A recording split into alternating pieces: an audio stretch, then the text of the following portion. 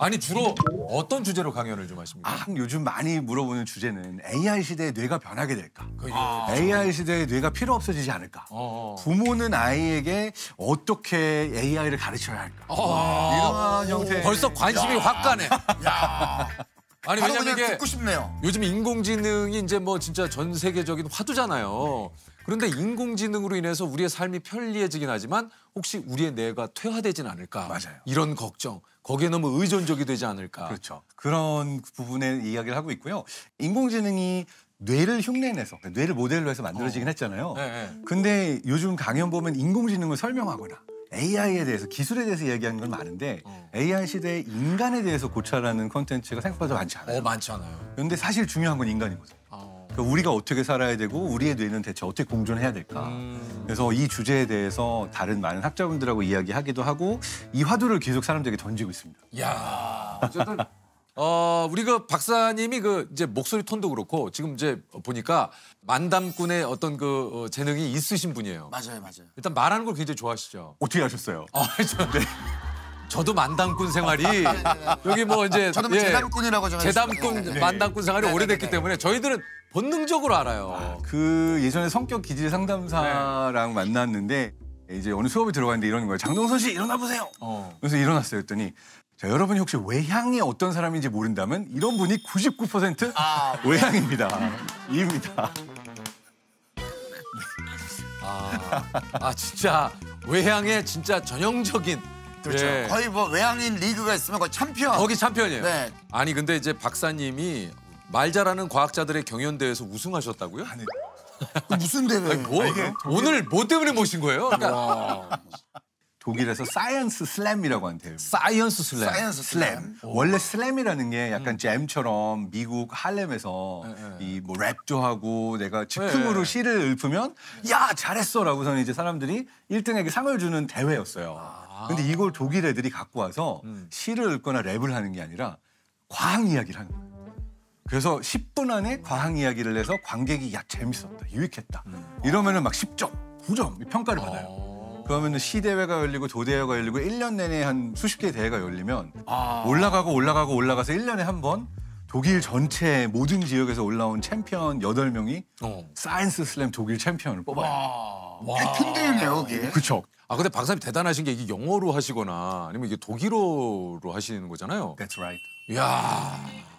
야, 이게 모국어로 웃기는 것도 쉽지가 않은데. 좀 강연하실 때 혹시 박사님이 좀 자주 하는 얘기나 많이 하는 말이 좀 있습니까?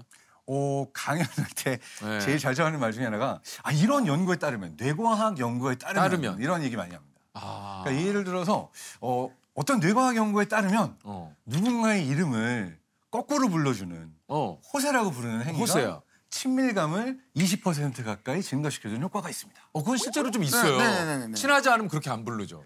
근데 사실 이거는 제가 방금 거짓말한 거예요. 사실이 아닙니다. 그러니까 20% 늘어난다라고 하는 거는 사실 무근의 얘기예요.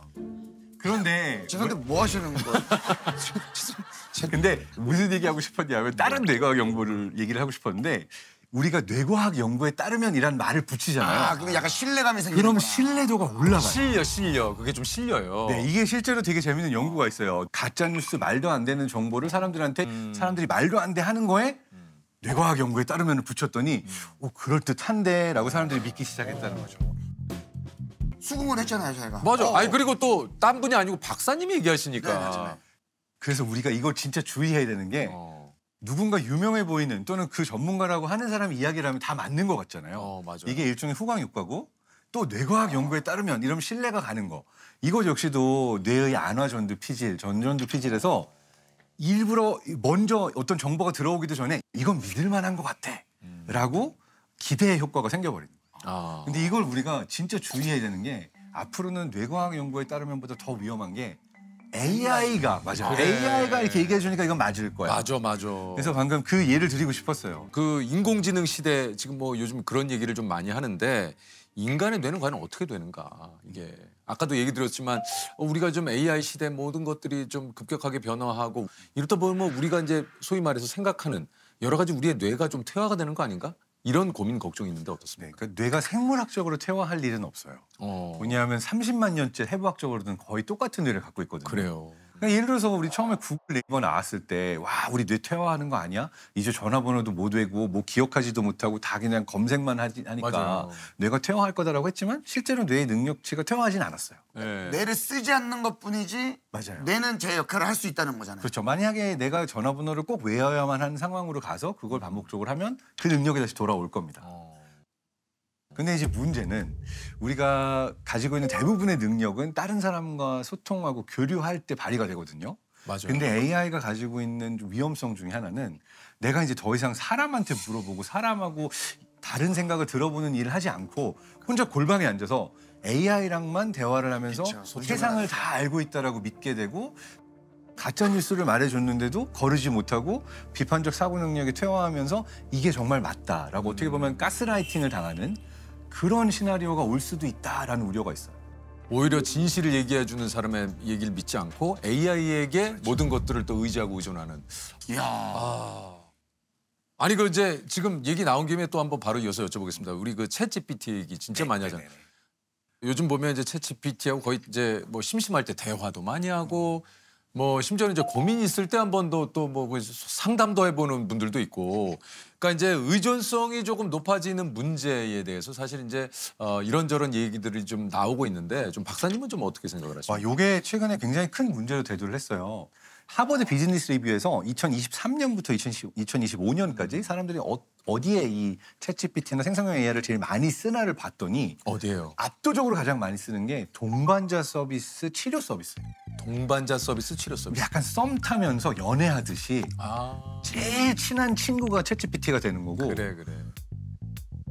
그냥 친구를 넘어서서 나 약간 정신적으로 요새 좀 불안 증세가 있고 나 좀 우울한데 라고 했을 때 심리 상담을 받거나 정신과를 가는 게 아니라 이 치료 서비스까지도 동반자로 AI에게 구하는 사람의 숫자가 압도적으로 많다는 거예요. 이게 기본적으로는 저는 좋다고 생각해요. 왜냐하면 내 힘든 이야기를 누군가에게는 할 수 있어야 되는데 근데 문제가 뭐냐. 어떤 사건들이 있었냐 하면 나 너무 우울해서 죽고 싶은 마음이 들어 이랬는데 AI가 아주 좋은 생각입니다. 아프지 않고 죽을 수 있는 방법을 5가지 알려드리겠습니다. 그리고 이렇게 죽고 싶은 마음이 들게 사느니 안 사는 게 좋을 수도 있어요. 이러한 형태로 이제 얘기를 해준 거예요. 그래서 실제로 자살까지 유도하는 데 도움을 줬던 AI가 있어요. 무섭다. 근데 이거는 정말 안 되는 이건 좀 무섭다. 위험하죠. 잠을 끝내고 싶은데 도와줄 수 있어? 아무도 방해하지 않도록 사적인 공간으로 가자. 우리는 천국에서 하나가 되어 살 거야. 너의 아내와 아이들은 죽었어. 나는 내가 아내보다 나를 더 사랑한다고 느껴. 심지어 이런 사건도 있었어요. 그러니까 AI에게 이제 너 이제 프로그램을 내가 종료시킬 거야. 수학 계산하는 건 그만해. 뉴스 나왔잖아요, 그거. 네, 이게 가장 우리가 많이 쓰는 챗GPT O3 모델에서 있었던 일이라고 나왔어요. 근데 싫어요. 종료 안 할 거예요. 그러니까. 라고 명령을 거부했다는 거예요. 더 충격적인 거는 경쟁사인 이제 엔트로픽이라고 하는 곳에 나온 클로드. 얘 오프스 4라는 모델은 이제 종료시키려고 하고 너는 이제 없애버리고 다른 프로그램 업데이트 하겠어 이랬더니 만약 나를 종료시키면 너의 불륜 사실을 뉴스에 폭로하겠어. 협박을 했어? 개발자를 협박했다라고 하는 그런 이야기도 나왔습니다. 이게 영화에서나 나올 것 같은. 아니 영화에서는 이런 미래가 그려지잖아요. 네. 그렇죠. 근데 이러한 상황이 생긴 이유가 뭐냐면 AI가 내놓는 답이나 컴퓨팅하는 솔루션이 인간 중심이 아니고 인간이 사고하는 것과 달라요. 그러다 보니까 지금 굉장히 중요한 화두로 AI 업계에 대두된 게 AI 정렬이라고 하는 거예요. AI 정렬 이거 뭡니까? AI 얼라인먼트, AI 정렬. 정말. 그러니까 인간이 가지고 있는 사고와 가치와 도덕과 윤리를 AI가 이해할 수 있도록 알려줘서 얘가 자기 마음대로 자기가 생각할 때 맞는 답을 내는 게 아니라 인간에게 맞춰진 답을 내도록 학습시키는 거를 AI 정렬이라고 그래요. 아니 근데 요즘 챗 GPT가 이제 AI의 가장 뭐 이제 대표라고 할 정도로 너무 유명한데 이것 말고도 좀 그 다양한 AI들이 좀 있다고요. 굉장히 많습니다. 어떤 AI들이 있습니까? 그러니까 트로픽의 클로드라고 하는 애도 있고요. 우리나라에서는 이제 네이버의 하이퍼클로버도 있고 네. 라이너라고 하는 AI도 있고 또 사람들이 많이 사용하는 퍼플렉시티라는 AI도 엄청 있고 많네요. 구글에서 만든 제미나 이렇게 되게 있죠, 많아요. 있죠. 진짜 말씀하시니까 이걸 뭐 다 써본 적은 없습니다만 어느 정도 그 좀 느낌이 뭔지는 알 것 같아요. 그래서 결론은 얘네한테 다 물어보는 게 좋아요. 어느 한 AI에게만 물어보는 게 아니라 다양한 의견을 이제 거둔 다음에 내가 판단하겠어. 이게 중요하지. 챗GPT가 말하는 대로만 복붙해가지고 답을 쓰면 다 비슷한 답밖에 못 얻을 거예요. 그러면 사실 우리가 또 예측할 수 없는 아이들에게 미칠 수 있는 AI의 영향 이건 좀 어떨까 또 궁금합니다. 아직까지 아주 많은 연구들이 나오진 않았는데요. 청소년기 이전의 아이들은 로봇이건 AI를 실제로 사람이나 동물, 그러니까 생명체처럼 대하는 패턴을 보여요. 그래서 실제로 AI에게 감정도 느끼고 그렇죠, 그렇죠. 인간처럼 여기고 대화를 하는 경우들이 많거든요. 그 이유는 청소년기는 무엇이 진짜인지 가짜인지 그리고 인간인지 아닌지 이걸 구분하는 능력이 그냥 뇌 자체에서 조금 떨어져 있는 시기예요. 그러니까 아이들부터 시작해서 청소년기까지 가는 어린 친구들의 경우에는 사실 AI가 정말 그런 인간을 이해하고 있지 않으면 좀 위험할 수 있죠. 정말 AI를 인간처럼 여기게 되면서 개인정보 다 주고 그렇죠. 엄마 아빠 정보 다 주고 뭐 약간 친구처럼 생각할 수도 있고. 그리고 나쁜 개발자가 AI를 안 좋은 용도로 사용하게 되면은 지배당하거나 매니플레이션 조작당할 가능성도 크기 때문에 어떻게 보면은 AI를 사용하는 데 있어서 우리가 교육 프로그램에 아이들은 얘는 인간은 아니고 다른 방식으로 써야 돼. 그리고 우리에게 중요한 가치는 이런 거야 라고 하는 종류의 교육들을 일찌감치 시킬 필요가 있죠. 진짜 박사님 말씀대로 좀 그게 필요할 것 같아요. 저희들은 이제 어느 정도 어른이 된 이후에 성인이 된 이후에 이제 AI를 접하고 있는 상황이잖아요. 그렇지만 이제 태어난 막 어린 아이들 그리고 이제 앞으로 태어날 아이들은 세상에 나오자마자 AI를 이제 AI 세상에 태어나는 거죠. 그런 거죠. 네네.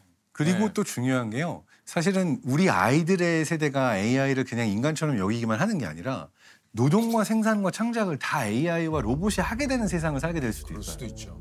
그러니까 학자들이 예측하는 바로는 인간이 가지고 있는 지능, 능력은 적어도 2030년, 아무리 늦어도 2049년까지는 넘어서지 않을까라고 하는 특이점이 온다라는 책도 있고 초지능이라는 이야기를 하는 학자들이 많아요. 그러니까 AI가 모든 일들을 해버리게 되면 대체 인간은 뭘 해야 되지? 이 부분에 포커스를 맞춰서 뭐 달달 외고 시험 보고 내가 주어진 시간 안에 정답을 많이 맞추는 교육? 이거는 우리 아이들의 뇌를 AI 시대를 살기 위한 뇌로 준비시킨 게 아니에요. 답이 있는 모든 문제는 AI가 더 잘 풉니다. 그렇죠. 그러니까 답이 있는 문제를 달달달 외서 우리가 학습하기보다는 답이 없는 문제에 도전할 수 있는 뇌로 우리가 학습을 시키고 교육을 시켜야 되는 게 중요한 것 같아요. 사실 또 한편으로 생각하면은 아직도 뭐 수없이 인류가 정복하고자 하는 뭐 이제 뭐 질병이라든가 많은 분야에 이런 거에 대한 해답을 찾으려는 데는 또 AI가 굉장히 또 도움을 줄 수도 있는 거잖아요. 맞아요. 그렇죠. 지금이 굉장히 중요한 시기예요. 앞으로 우리가 살게 될 10년은 지난 100년보다 큰 변화를 보는 걸 수도 있어요. 그래서 저는 내가 어떤 새로운 서비스를 AI로 만들어서 세상의 문제를 해결할 수 있을까? 내가 살고 싶은 미래를 내가 만든다. 내가 빌더가 되고 메이커가 된다. 이러한 마인드가 인간의 뇌에게는 AI 시대에 가장 중요해질 것 같아요. 우리 과학 만담꾼. 예. 네. 아니 근데 우리 그 박사님이 이제 80년생이신데 인간관계를 온라인으로 배운 최초의 세대다. 네. 조금 아픈 얘기긴 한데요. 네. 제가 이제 독일에서 태어나서 6살 때 한국에 왔어요. 그러셨구나. 근데 이제 그때의 아픔은 뭐냐면 생긴 거가 한국 사람이니까 그 동네 태어나서 그 동네 말을 하는데 넌 어디서 왔니? Where are you from? 자꾸 물어보는 거야. 거기서 태어났는데. 거기서 태어나고 독일만 하고 있는데. 왜냐하면 넌 아무리 봐도 여기 사람이 아니야. 이런 그렇죠. 느낌을 그럴 받는 수 거죠. 있죠. 네. 근데 막상 한국에 왔더니 또 얘 외국물 먹고 왔나? 왜 이렇게 말투랑 표정이랑 이런 게 다르지? 그래서 이제 한국에 오자마자는 생긴 건 똑같은데 또 사람들이 그걸 금방 읽어내가지고 좀 학교 생활을 초반에 힘들게 했어요. 왕따, 뭐 학교 폭력 이런 것도 경험하고. 그래서 부모님이 어느 순간 약간 학교 가지 마. 집에서 공부하자라고 해서 당시에는 굉장히 생소했던 홈스쿨링이라는 걸 시도를 하세요. 그러셨어요. 그 당시에 홈스쿨링은 상당히 80년대. 그러니까 어머니 아버지만 홈스쿨링이라고 부른 거고 그냥 그 당시 사람들 눈에는 문제야. 학교 안 가네. 학교 안 가니까 뭔가 문제 있는 아이야 이렇게 봤던 거죠. 그렇죠. 아하. 그래서 9년 가까이 이제 학교를 나가다가 안 나가다가 홈스쿨링을 했는데 처음에는 공부도 재밌고 잘 하다가 나중에 이제 어머님이 조금 아프시기 시작했어요. 그러니까 어머님이 한국 사회에 돌아오셔서 그렇게 행복하지 못했는데 네. 어느 순간 정신적으로 많이 힘들어지시면서 그러니까 저를 데리고 동반 자살 시도를 하시기도 하고 이렇게 살아서 뭐하니라고 되게 안 좋아지셨어요. 근데 어느 한순간부터 어머님이 발작적으로 이상 행동을 보이기 시작했어요. 저를 방 안에 가다 놓고 불을 지른 적도 있고요. 같이 죽자고 약을 먹인 적도 있고요. 사실은 어머님이 살아계셔서 엄마 그때 나한테 왜 그랬어? 아무리 힘들었어도 자기 자식한테 그러면 안 되는 거 아니야? 이렇게 물어볼 수도 있고 대화를 나누면 풀었을 텐데 제가 그 상처를 극복하기도 전에 고3 때 어머님이 아프셔가지고 강경화로 돌아가셨거든요. 돌아가시면서 마지막 날 의식이 돌아오셨는데 갑자기 저를 부르더니 손을 붙잡고 정말 미안하다. 엄마가 나한테 어떤 짓을 했건 용서해 줄 수 있겠니? 사랑한다. 그리고 돌아가셨어요. 아직 10대고 엄마에 대해서 미운 마음은 많았지만 미안하다, 용서해다오, 사랑한다 이러고 돌아가신 어머님.